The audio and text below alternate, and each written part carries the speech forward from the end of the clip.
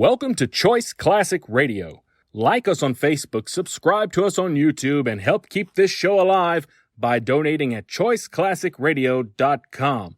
For more of your favorite old-time radio shows, join us on our companion podcast, Choice Classic Radio, Mystery, Suspense, Dramas, and Horrors, where we bring to you the most mysterious tales that the golden age of radio had to offer. And now, with 314 episodes made, originally airing on the NBC network from 1949 to 1957, we bring to you Dragnet.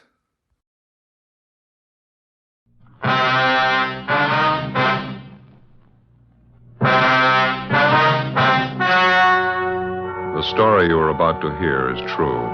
Only the names have been changed to protect the innocent. Fatima Cigarettes, best of all long cigarettes, brings you Dragnet.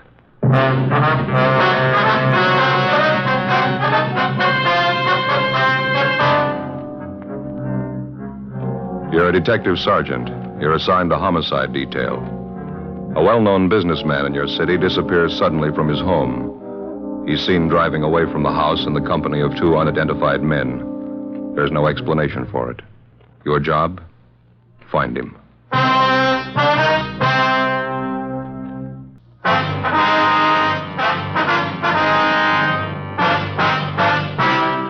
Dragnet, the documented drama of an actual crime. For the next 30 minutes, in cooperation with the Los Angeles Police Department, you will travel step by step on the side of the law through an actual case transcribed from official police files. From beginning to end, from crime to punishment, Dragnet is the story of your police force in action. It was Wednesday, October 10th. It was mild in Los Angeles. We were working the night watch out of homicide detail. My partner's Ben Romero. The boss is Captain Lorman. My name's Friday. I was on the way back from the record bureau, and it was 10:38 p.m. when I got to room 42. Homicide. Hey, Ben? Romero? Back here, Joe. Captain's office. Oh, yeah. Captain? Joe, sit down. Thank you. I got your call. What's it all about? You're closer to it than I am, Skipper. You want to brief him? Well, it's a man by the name of Tony Richmond. He disappeared from his house tonight, Joe. Looks like it might be foul play. Tony Richmond. Name sounds a little familiar, doesn't it? Runs a couple of garages around town. Promotes sports events on the side once in a while. Sure. What's the story on him? Well, here's the way we got it from Richmond's wife. He was at home tonight. The whole family was sitting in a back room looking at television. Richmond, his wife, two children, and his father-in-law. Yeah. About 9 o'clock, the doorbell rang. Richmond went to answer it. He hasn't been seen since. Yeah? That's right. Mrs. Richmond said she thought she heard a little loud talking at the front door and didn't pay any attention to it. When her husband didn't come back, she went to have a look. Front door was wide open. Her husband was gone. No explanation for it at all, huh? One of the Richmond's neighbors was sitting by a front window at the time, a Mrs. Sanford. She said she saw Mr. Richmond come down the front steps about that time, one man on either side of him. Mm-hmm. She got the idea Richmond didn't want to go with him. Was there any description on the two men? It's incomplete. The neighbor said she wasn't sure, but it looked to her like the two men pushed Richmond in a dark-colored sedan and drove off. Not much description on the car either, Joe. Oh, where does that leave us? Well, we're not positive there's anything wrong yet. There's a possibility it's nothing more than a misunderstanding. How do you figure? We got a couple of men out at the Richmond's house now. The wife told them that Mr. Richmond had a business appointment at 10 o'clock tonight. She didn't know where or with whom. Could have been with those two men. Mm-hmm. Doesn't sound quite right, though, does it? I mean, walking out without even telling his wife. No, something else to consider. Wife said that when Richmond went to answer the front door, he was in his shirt sleeves. Yeah. When the neighbors saw him come down the stairs with the two men, she said he had his coat on. If those two guys were going to grab him off, they wouldn't wait for him to get his coat. Yeah. How's it stand now? Got out a broadcast on a description of the two men in the car. Not an awful lot to go on, no license number. Anybody in particular who might have had it in for Richmond? Is there anything like that? No, not that we know of so far. He dressed pretty well, obviously had money, wore quite a bit of jewelry. Well, what have you got lined up for us, Skipper? Well, I've got Barrett and Tommy Bryan standing by at the Richmond's house now, still checking around with Richmond's friends, some of his business associates. Nothing so far. Excuse me. Sure. Homicide, Lorman. Yeah, Tom. How's that? Uh-huh, when? Yeah, right away. You know what to do. Keep in touch. Right. Well, that takes it out of the guessing stage. That was Brian out at the Richmond house. Mrs. Richmond just got a phone call a few minutes ago. Yeah. Man's voice. He told her they were holding her husband. Well, what's her pitch? If she wants him back alive, it'll cost $20,000.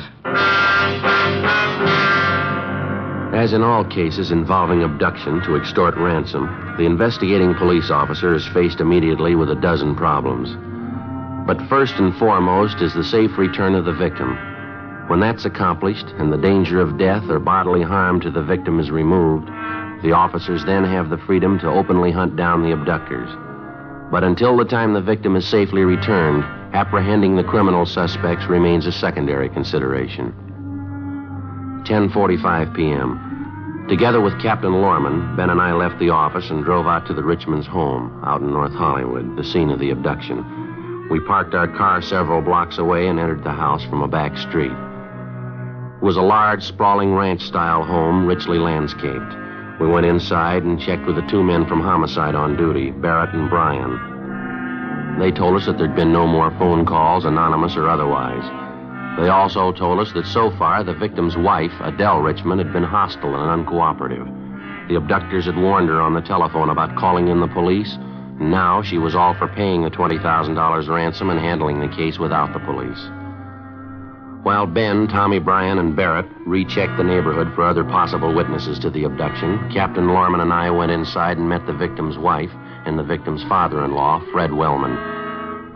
The wife was an attractive brunette in her early 30s. Can't you understand? I just don't want the policemen here.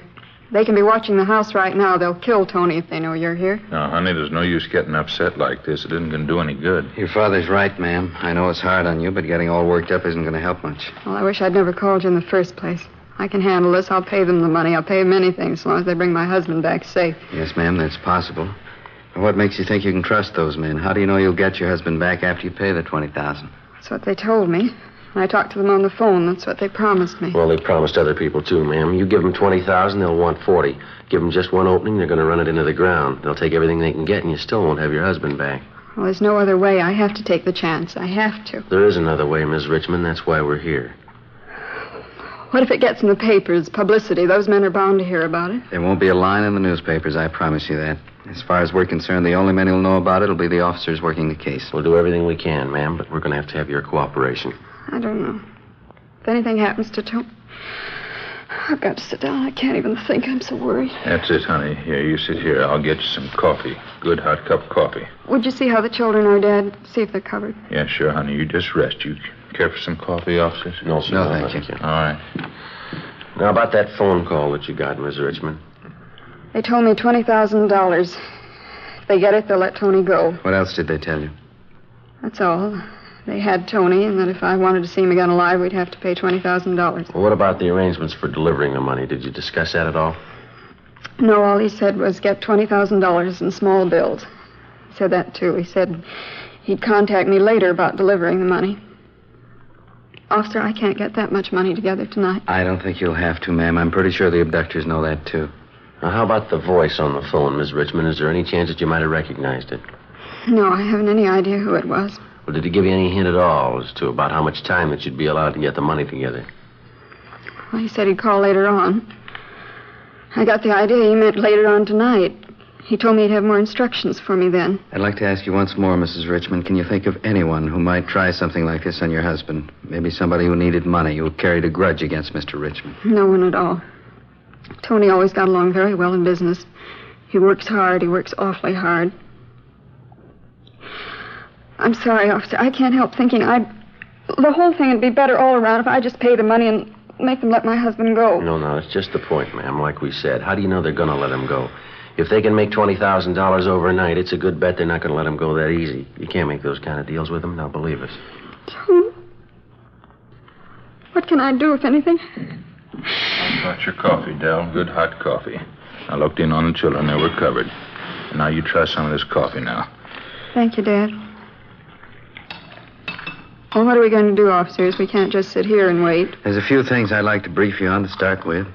Yes? There'll be a couple of our men stationed here at all times. Another thing, do you have more than one telephone in the house? Yes, sir, we do. There's one here in the den, one in the kitchen. Then we have a plug-in extension for the living room. Fine. The next time the phone rings, you answer it, Mrs. Richmond. One of us will be listening in on the extension. The one in the kitchen, that'd be closest. All right. Now, if it's one of your husband's abductors calling, you tell them it's going to take you time to raise the money. Tell them at least 2 days. Well, suppose they insist. But they say they want it sooner. They could kill my husband tonight. Well, they could, ma'am, but I don't think they will. It's a pretty good bet that they've planned on some waiting. Most people don't keep $20,000 around the house, and they know as well as you do that the banks don't open until 10 o'clock tomorrow morning. Something else, Mrs. Richmond. Make it clear to him that you won't have any direct hand in the transaction, paying the ransom. Tell him you're too sick, you're too upset, and that your brother will take care of everything. Oh, you mean one of your officers? Yes, ma'am. Sergeant Friday here can take care of that, Will they believe me? Don't you think they'll get suspicious? Well, maybe, but you have to remember, ma'am, suspicious or not, their only interest is in getting the money and then getting away. Our first problem is to get your husband home safe. When we've got that done, we can worry about the abductors. I see. All right, officer, I'll do all I can to help. Fine, Mrs. Richmond. I think you'll find it's the best way. Joe, you and Romero will be on duty here for the night. Right. You'll monitor all the incoming calls. We'll try and get a tracer on him if you can keep the guy talking on the line long enough. I'll make arrangements for another phone line in here and the use of the neighbor's phone next door. Okay, fine. Do you know if the people next door are home now, sir? Yes, sir, I think they are. Name's Thompson. Almost positive they're home. Okay, fine. All right, Mrs. Richmond, you want to take that? Don't pick it Yes, up till I sir. tell you. Joe, over here at this extension. Right. Both of you pick up your receivers at the same time. You ready, Joe? Right. Mrs. Richmond? Now. Hello? Is this Mrs. Richmond? Yes, this is she. This call's about your husband, Mrs. Richmond. Here's your instructions about the money. If you want your husband back alive, follow him. I want to tell you something. I can't handle this alone. Don't I try have my stalling, brother... lady. Just listen. Here are the instructions. I'm only going to say them once.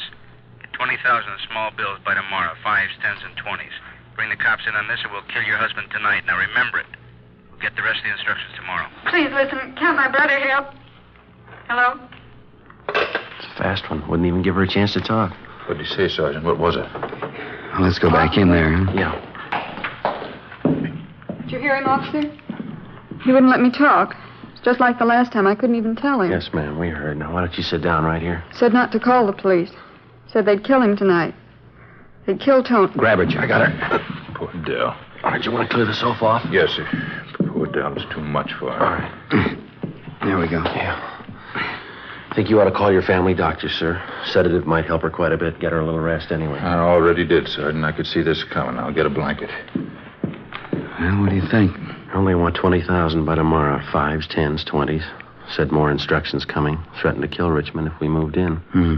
How'd he sound? Like he meant it.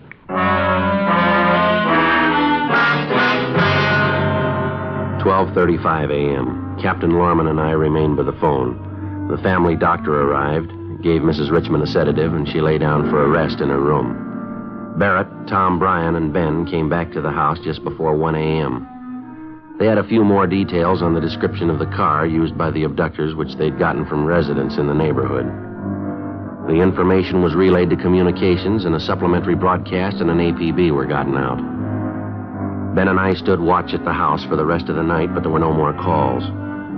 In the early morning, stakeouts were set up at the victim's place of business and also at the banks where he maintained his accounts and safety deposit boxes.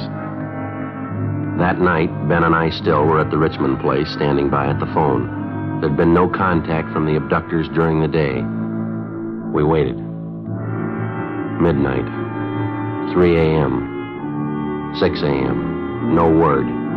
Another day passed. And then another. Still no contact. No trace of Mr. Richmond or his abductors. Saturday, October 13th. Hope for the victim began to fade. Ben and I stayed on at the Richmond house. Say, could I get you officers something to eat, maybe? A nice piece of cold beef in the icebox. Could make you a sandwich. No, thank you. Just the same, sir. How's Mrs. Richmond tonight, sir? She feeling any better? My daughter, no. No better. She took a couple of pills the doctor gave her, trying to get a few winks of sleep, poor girl. Well, there's no use you sitting up with us, sir, if you'd like to get a little sleep yourself. No, I'd just as soon sit up. Couldn't sleep anyway. Hey, I don't suppose either of you would care for a little nip. Huh? No, sir, no thanks. Guess you wouldn't mind if I had one myself. Seems lately that's the only thing that relaxes me. Go right ahead. When you get to be my age, a little bit helps now and then. Oh, there's some new magazines on the table there. Might help to pass the time for you. Thank you, sir. 3 days now. Not even a word about Tony. What do you really think, officers? Well, it's pretty hard to tell, Mr. Wellman. We're doing everything possible to find your son-in-law. There's not much to go on so far. Funny thing about Tony. Young fella, ambitious. Look what happens. Yes, sir. Wouldn't mind if I turn on the radio here, would you? I'll keep it low. No, sir. Go right ahead. sir. Yeah, it's a funny thing about Tony. The day he married my daughter, I knew he was going to make it. Bright fella, Tony. Sure been good to me. That's so? Sure thing. Took me in right after the wife died. I was out of work at the time. Been with him ever since. Attend the garden, kind of clean up things. Tony's always been real good to me. No in-law trouble, nothing like that. Mm-hmm. And look what happens. Young fella starts with almost nothing. Builds a good business, family, nice home. Just look what happens. Well, there's no need to give up yet, sir. There's a good chance he's still all right. I don't know. I guess I just got a feeling about it. How do you mean? About Tony. He's a fine young man. Things like this, they always happen to the fine young man. You take me, for instance. I wouldn't make money the way Tony does. Build a big business the way he has. I guess that's why I'd never be in the trouble he's in. I don't think I follow you. Guess I never wanted it, Sergeant. Couldn't get interested in making money. You break your back like Tony does. You work, you get a big bank account. Yeah. Get the home, the big car, and the swimming pool. You work for it like Tony did. You work hard. You get your big checkbook and everything you want. Just look what happens. Poor Tony works night and day for the money. Right now, he's no better off than the guy who's only worth a dime. They don't hold beggars for ransom, do they? Say, excuse me, sir. I wonder if you have an extra book of matches around. I believe I'm out. Well, sure thing, Sergeant. I got some in the kitchen. Sure you wouldn't care for a little nip? No, sir, no thanks. Think I might. A little bit helps now and then. Ben? Yeah. Wonder what he means by every now and then. You want to grab the extension out in the kitchen? Right. Wait till I say, huh? Uh-huh. Now. Hello? Is this Sunset 18046? Yeah, that's right. Was Mrs. Richmond there? No, not right now. This is her brother talking. Is there any message? I want to talk to Mrs. Richmond. Well, she's not here. Have you got a message for her? Would you say this is? Well, this is her brother talking. If you'd like to leave a message for Ms. Richmond, I'll see. This isn't her brother talking. I know his voice. Who is this? Well, maybe you can tell me who you are. This is Tony Richmond. Where's my wife? Richmond, where are you? Who is this? Where are you? I got away from her. Way out in the valley, a dairy range near Sepulveda. Are you a cop? Where can we find you? About a mile from Telegraph Avenue in Sepulveda. A road in the middle of a dairy farm. If you're cops, you drive out with the red light on and honk the horn. How soon can we meet you? A half hour. You get out of your car and stand right in front of the headlights. I'll be watching you. I want to get a good look at you. All right, half an hour. Something else. I got hold of a gun. Yeah? And if you're not cops, I'll know what to do.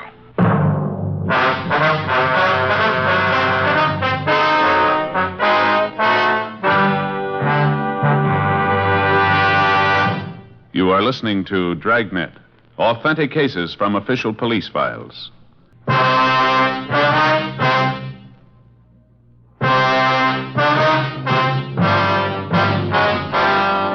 1:30 a.m. After we got the call from the man who identified himself as the victim of the abduction, Tony Richmond, we put in a call for Captain Lorman.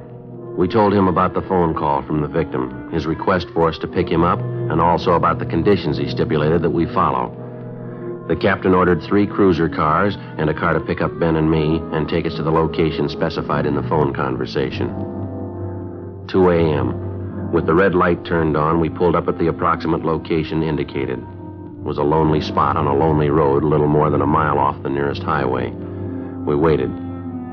We didn't know what to expect. It could be that the phone call, supposedly from Tony Richmond, had actually been made by one of the abductors. It could be that it was nothing more than a diversionary action intended to distract our attention while the abductors carried out their plans to obtain the ransom money from the victim's wife and make good their escape. We kept waiting. Ben sounded the horn at frequent intervals. Captain Lorman and myself stood up in front of the car in the glare of the headlights. 10 minutes went by. 15 minutes.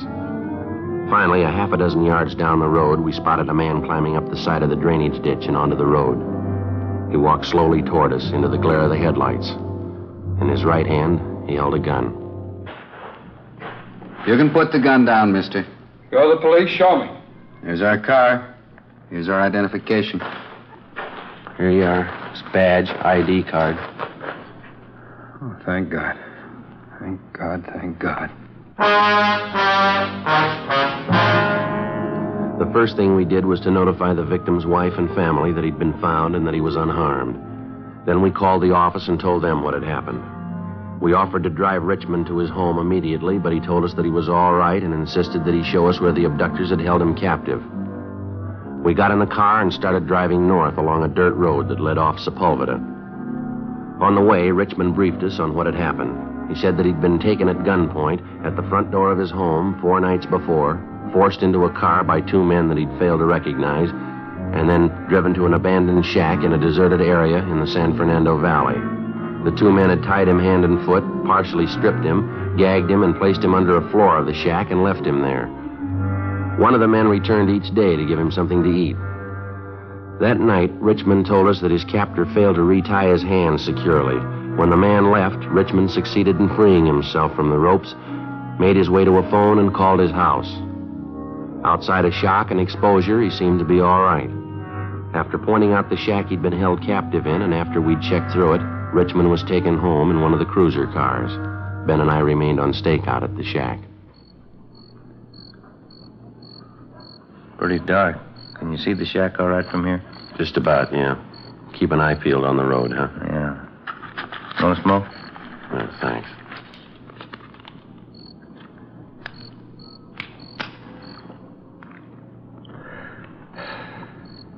We waited. Nothing happened. 3 a.m. 3:30. No sign of the suspects. 4:30. 5 a.m. 5:12 a.m. Ben spotted the headlights of a car at least a mile down the road. We watched them come toward us. When it got close enough, we saw it was a dark-colored late-model sedan. It fitted the description of the abductor's car perfectly. It swung off the dirt road and pulled to a stop near the shack. 1 man got out.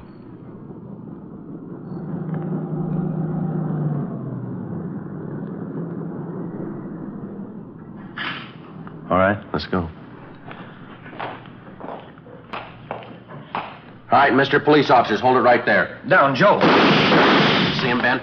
Yeah, I ducked behind his car. All right, throw out your gun. I'll give it back. You got some good cover, Joe. Let's go. Come on, move in. Easy. All right! Here's my gun! Out from behind the car. Hands behind your head. Cover me, Joe. I'll shake him down. Right. All right, hold it right there. Okay, Joe. He's clean. All right, hands behind you. Sure like to play it safe, don't you? Handcuffs? They work pretty good, mister. Much better than rope. We called the office. A relief team came out to replace us on stakeout, and we took the suspect downtown to the interrogation room. He was checked through R&I and identified as Gerald Adams, a one-time loser. Together with Barrett and Bryan, we questioned the suspect. For 3 hours, he refused to admit that he had any part in the abduction of Tony Richmond. We gave up for the time being, took him to the main jail where he was booked on suspicion of kidnapping. A little after 11 a.m., Gerald Adams' partner showed up out at the shack in the valley. He was taken into custody. Was brought downtown, confronted with the evidence against him, and he gave us a full statement admitting his guilt. Late that afternoon, we went back to the main jail, signed out Adams for investigation, and brought him back to the interrogation room. Have a seat, Adams. Yeah. Okay, what is it this time? Same as before, Adams. What do you say? You going to tell us about it? I told you my story this morning, mister. You got it all. Thought maybe you'd like to know. We picked up your partner. He gave us a signed statement. Here's a copy of it. Have a look. It's down in black and white. Your partner says you were in it with him all the way. What'd you say, Adam?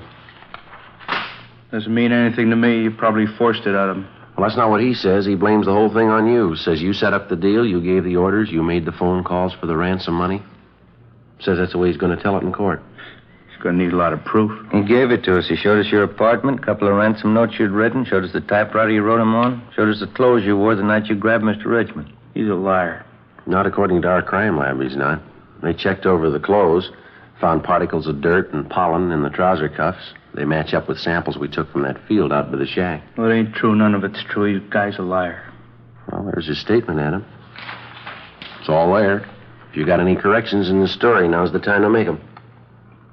Adams? There's only one thing I want to know. Yeah? How did it happen? How'd you get a line on us? Richmond got away from the shack. We staked out on it until you came along. Doesn't figure. He couldn't have gotten away. I had it all worked out. Your partner didn't. I showed him just what to do, how to handle the thing. I showed him where to hide Richmond. Couldn't have goofed up. I showed him the whole routine. Well, there's one thing you didn't show him. Yeah? How to tie a knot.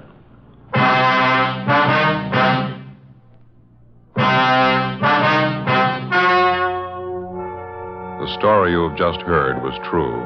Only the names were changed to protect the innocent. On December 18th, trial was held in Superior Court, Department 87, City and County of Los Angeles, State of California. In a moment, the results of that trial.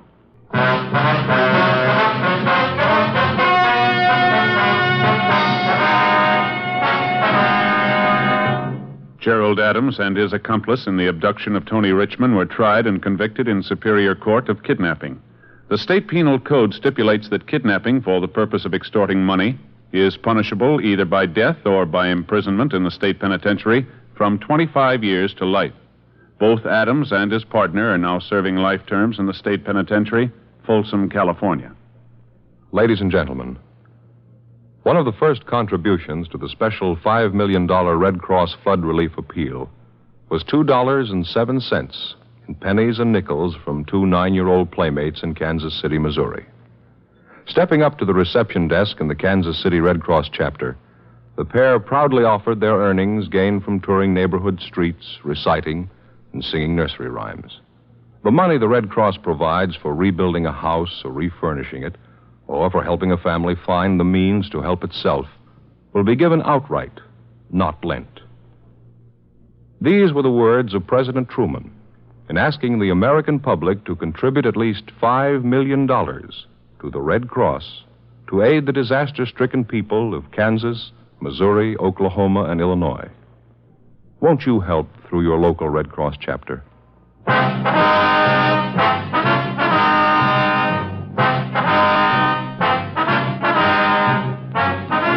You have just heard Dragnet, a series of authentic cases from official files.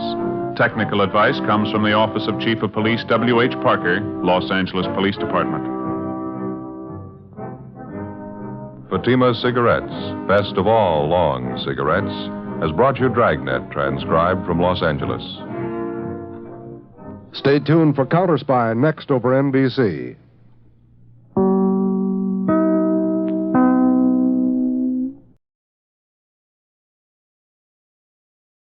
That concludes today's episode. We'd like to thank you and remind you to donate at choiceclassicradio.com. Remember, your donations make episodes like this possible.